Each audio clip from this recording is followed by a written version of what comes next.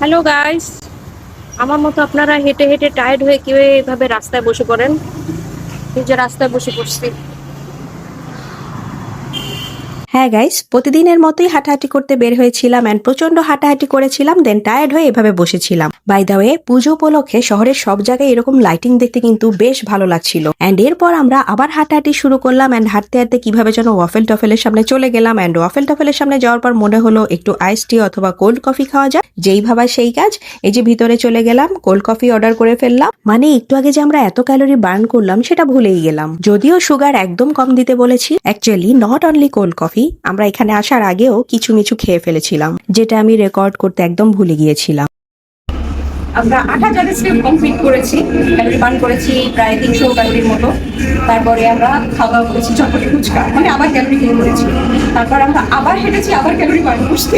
এখন আমরা বাসায় যাবো হেঁটে হেঁটে, পথে মাথুকের আবার কোল্ড কফি খাওয়ার ট্রেনিং করছে। এখন মাথুক কোল্ড কফি খাবে, আবার ক্যালোরি গেইন হবে, আমরা আবার ক্যালোরি বার্ন করতে বাসায় যাবো। এই হচ্ছে আমাদের অবস্থা। যাক, ব্যাপার না, একদিনেরই তো ব্যাপার, সবসময় তো খাই না। তো এই যে আমাদের কোল্ড কফি চলে আসলো অ্যান্ড কোল্ড কফি চলে আসার পর এই যে আমি ফার্স্ট সিপটা দেওয়ার পরে মনে হচ্ছিল একদম প্রাণটা জুড়িয়ে যাচ্ছিল, এত ইয়ামি ছিল। সুগারটা একদম কম দিয়েছিল আর এত হাঁটাহাঁটি ঝাল খাওয়ার পরে সত্যি মনটা ভরে গেল।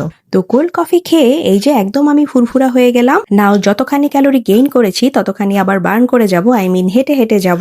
বাট কোল্ড কফি খেয়ে এখন আর হাঁটতে ভালো লাগে না, এই জন্য এখন রিক্সায় করে বাসায় যাচ্ছি।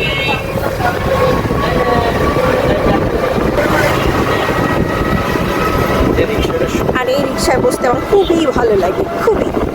তো এই ছিল আমাদের হাঁটাহাঁটির একটি আত্মকাহিনী, যেটা আপনাদের সাথে শেয়ার করলাম। ওকে, টাটা, বাই বাই।